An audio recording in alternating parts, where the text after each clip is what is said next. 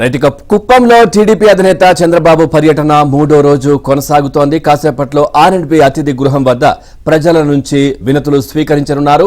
మధ్యాహ్నం 12 గంటలకు PEC medical college సమీపంలో కురభ భవనం వద్ద శ్రీ కనకదాస విగ్రహాన్ని చంద్రబాబు ఆవిష్కరిస్తారు. తర్వాత కురభ కులస్తులతో సమావేశం నిర్వహిస్తారు.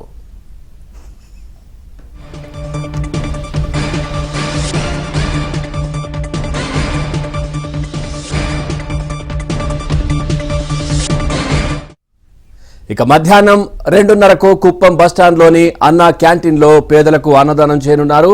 ఆ తర్వాత కొత్తపేటలోని పెద్దపల్లి గంగమ్మ ఆలయంలో పూజలు చేస్తారు. అనంతరం మసీదులో చంద్రబాబు ప్రత్యేక ప్రార్థనల్లో పాల్గొంటారు.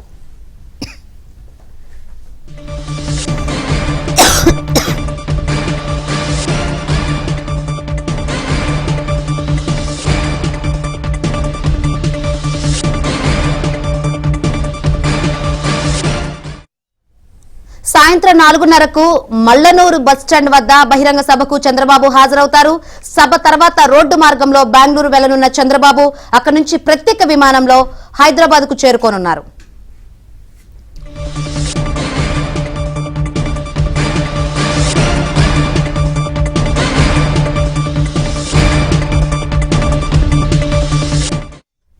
చూసినా మరి కాసేపట్లో కుప్పంలో చంద్రబాబు 3వ రోజు పర్యటన కొనసాగనుంది. దీనికి సంబంధించి మరింత సమాచారాన్ని మా కరెస్పాండెంట్ మనోహర్ రెడ్డి అందిస్తారు. మనోహర్, అప్డేట్స్ ఏంటి? Good morning Pavan. చంద్రబాబు నాయుడు తన సొంత నియోజకవర్గంలో 3వ రోజు పర్యటన ఈవేళ కొనసాగుతున్నది. 9:30 గంటల తర్వాత ఆయన ఆర్ఎండ్బి గెస్ట్ హౌస్ వద్ద ఎవరైతే ప్రజలు వస్తారో ప్రజల నుంచి వినతి పత్రాలు స్వీకరించిన తర్వాత రెగ్యులర్ ప్రోగ్రాము ఈవేళ ప్రారంభించబోతున్నారు. సరిగ్గా 12 గంటలకు ఏదైతే ఇక్కడ పిఎస్ మెడికల్ కాలేజ్ ఉందో ఆ మెడికల్ కాలేజీ సమీపంలో ఉన్నటువంటి కురబ భవనం వద్దకు చేరుకుని అక్కడ ఏదైతే కురబ కులస్తులకు సంబంధించిన దైవం ఉందో కనకదాసు విగ్రహాన్ని ప్రారంభించిన తర్వాత అక్కడి నుంచి ఆయన వారితో కురబ కులస్తులతో సమావేశమవుతారు. ప్రస్తుతం మనం ఇక్కడ ఆర్ఎండ్బి గెస్ట్ హౌస్ వద్ద చూడొచ్చు. ఇక్కడ చంద్రబాబు నాయుడు బస్సు చేస్తున్నటువంటి బస్సులో మన వీడియో జర్నలిస్ట్ మహేష్ చూపిస్తున్నటువంటి బస్సులోనే చంద్రబాబు నాయుడు బస్సు చేస్తున్నారు. ఎందుకంటే గతంలో చోటు చేసుకుని కొన్ని సందర్భాల పరిస్థితుల కారణంగా ఆయన గెస్ట్ హౌస్లోకి వెళ్ళి బస్సు చేసే పరిస్థితి లేదు. బయటనే ప్రత్యేకించినటువంటి బస్సులో ఆయన బస్సు చేస్తున్నటువంటి పరిస్థితి. మరి కురబ కులస్తులకు సంబంధించిన విగ్రహాన్ని ఆవిష్కరించిన తర్వాత ఇక్కడ అన్నా క్యాంటీన్ వద్దకు చేరుకున్నాక అన్నా క్యాంటీన్ కార్యక్రమంలో పాల్గొని పేదలకు అన్నదాన కార్యక్రమాన్ని నిర్వహించబోతున్నారు. అనంతరము ఏదైతే కుప్పంలోని కొత్తపల్లి ఉందో అక్కడ గంగమ్మ ఆలయంలో ప్రత్యేకమైన పూజలు చేయబోతున్నారు. అనంతరము మసీదుకి వెళ్ళి అక్కడ ప్రార్థనలు చేస్తారు. అనంతరం ఆయన మల్లానూరు ఆర్టీసీ బస్టాండ్కు చేరుకుని సాయంకాలము 4:30 ప్రాంతంలో బహిరంగ సభలో పాల్గొనబోతున్నారు. ప్రస్తుతం మనం ఇక్కడ చూడొచ్చు. ఏదైతే చంద్రబాబు నాయుడిని కలిసి వినతి పత్రాలు ఇచ్చేందుకు వివిధ ప్రాంతాల నుంచి కూడా ప్రజలతో పాటు ఇక్కడ ఆయన్ని కలిసేందుకు సుదూర ప్రాంతాల నుంచి కూడా నాయకులు కార్యకర్తలు టీడీపీ శ్రేణులు కూడా భారీగా ఇక్కడికి చేరుకున్నటువంటి పరిస్థితి కూడా మనం చూస్తున్నాం. ఈ 2 రోజుల పాటు ఆయన ఏదైతే గతంలో కంటే ఈసారి భిన్నమైన రీతిలో భారీ జనసందోహం మధ్య ఆయనకు అపూర్వ ఘన స్వాగతాలు పలికినటువంటి నేపథ్యంలో 3వ రోజు చివరి రోజు ఆయన పర్యటన ఏ విధంగా కొనసాగబోతున్నటువంటి అంశాలపైన ఇక్కడ మనతో టీడీపీ మహిళా నాయకులు ఉన్నారు. వాళ్ళతో మాట్లాడించే ప్రయత్నం చేద్దాం. చెప్పండి అమ్మ, ఈరోజు 3వ రోజు పర్యటన ఏ విధంగా కొనసాగబోతుంది? మీరు 2 రోజులు కూడా చూశారు. ఎంతో అందరికీ నమస్కారం. 28, 29, 30 తేదీల్లో నారా చంద్రబాబు నాయుడు గారి పర్యటన ఎలా ఉంది అంటే చెప్పలేనంతగా ఘన విజయం సాధించింది ఈ 2 రోజులు. 3వ రోజు పర్యటన ఈరోజు కొత్తపేటలోని గంగమ్మ వారి ఆలయాన్ని దర్శించుకొని మల్లానూరులో బహిరంగ సభ జరుగును. అదేవిధంగా కనకదాసు విగ్రహ ఆవిష్కరణ జరుగుతుంది. ఈరోజు షెడ్యూల్ ఇది. దీంతో భాగంగా ఈ రోజు కూడా కుప్పంలో జాయినింగ్స్ అనేవి చాలా ఉన్నాయి. ముఖ్యంగా వైసీపీ నాయకులు చేస్తున్నటువంటి అరాచకాలు, భూదందాలైతేనేమి, మహిళల మీద అరాచకాలైతేనేమి విలువ లేకుండా పోతుంది. మహిళలకు రక్షణ అనేది ఎక్కడా కూడా కనిపించట్లేదు.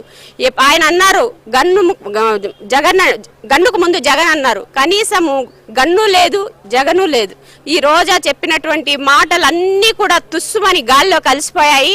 మహిళల మీద చాలా అరాచకాలు జరుగుతున్నాయి. ఆ అరాచకాలన్నింటినీ కూడా అరికట్టాలంటే ఖచ్చితంగా ఈ యొక్క వైసీపీ ప్రభుత్వం గద్దె దిగిపోయి గంగలో కలిసిపోయే రోజులు దగ్గరలోనే వచ్చిందని చెప్పి తెలియజేస్తున్నాను.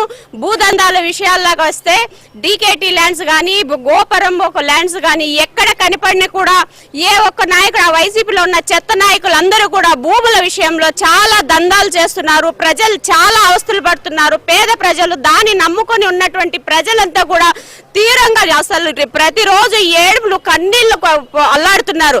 కానీ వాళ్ళు చేస్తున్నటువంటి అరాజకాలని ఆ భూదంద వైసీపీ వాళ్ళని కొట్టి కొట్టి తరుముతుంటే ఆ ప్రజలు పడుతున్నటువంటి కష్టాలు, యావత్ రాష్ట్ర ప్రజలు భారతదేశంలోని ఇలాంటి అరాజకమైనటువంటి పరిపాలన జరుగుతుందా అని చెప్పి ప్రజలందరూ కూడా చాలా బాధలతో ఈ ప్రభుత్వం ఎప్పుడెప్పుడు వెళ్ళిపోతుందా, ఎప్పుడు గద్దె దిగి ఈ రాక్షస ప్రభుత్వం నుండి విముక్తి పొందుతామని ప్రజలు అందరూ కూడా ఆలోచిస్తున్నారు.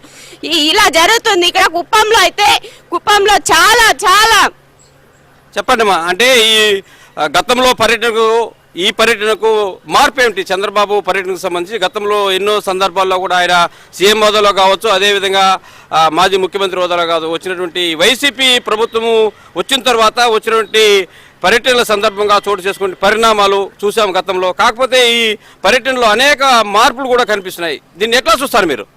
అందరికీ నమస్కారం సార్. నిజంగా చెప్తున్నాము, మా నారా చంద్రబాబు నాయుడు అంటే రాష్ట్రంతో పోటీ పడతారు కొంతమంది సీఎంలు, పక్క రాష్ట్రం సీఎంలతో పోటీ పడతారు. కానీ మా నారా చంద్రబాబు నాయుడు అనే వ్యక్తి ప్రపంచ దేశాలతో పోటీ పడతాడు. ఆయనంటేనే ప్రపంచ దేశాల్లోనే అసలు చంద్రబాబు నాయుడు గారికి పోటీ పడడం మన వల్ల సాధ్యమా అని ఉండే ముఖ్యమంత్రులు కూడా, ప్రతి రాష్ట్రంలో ఉండే ముఖ్యమంత్రి కూడా ఆలోచించేంత విషయంగా ఆయన ఉంటాడనమాట. అంటుంటారు సార్, ఎప్పుడు అంటుంటారు కుప్పం, మొన్న ఏదో వేసినారు సార్ సాక్షి వాళ్ళు, కుప్పం ఓడిపోతారని. ఎవరికండి భయము? మీకు భయం స్టార్ట్ అయింది. కుప్పం అంటే మీ జాకీర్ అనుకున్నారా? కుప్పం అంటే ఇష్టానికి నోరు ఏది పడితే అది మాట్లాడడం కానీ, సాక్షి పేపర్లో ఏదంటే అది రాసుకోవడం కానీ. నారా చంద్రబాబు నాయుడు అనే వ్యక్తి 1,00,000 ఓట్ల మెజార్టీతో సీఎం అవుతాడు. అదేవిధంగా సార్ మహిళలకి తల్లికి వందనమని చూడొచ్చు. ఇది పవన్ ఏదైతే ఈవేళ 3వ రోజు పర్యటనకు సంబంధించి మరికొద్దిసేపట్లోనే ఆయన ఆర్ఎండ్బి గెస్ట్ హౌస్ వద్ద ప్రజల నుంచి వినతి పత్రాలు స్వీకరించిన తర్వాత రెగ్యులర్ ప్రోగ్రామ్ కు సంబంధించిన కార్యక్రమాలను కూడా ప్రారంభించబోతారు. గతంలో మాదిరిగా కాకుండా ఈసారి ఆయన పర్యటనకు అనూహ్యమైనటువంటి ప్రజల నుంచి స్పందన వస్తున్నటువంటి పరిస్థితులు కూడా చూస్తున్నాం. Thank you Manohar Reddy, thanks for the update.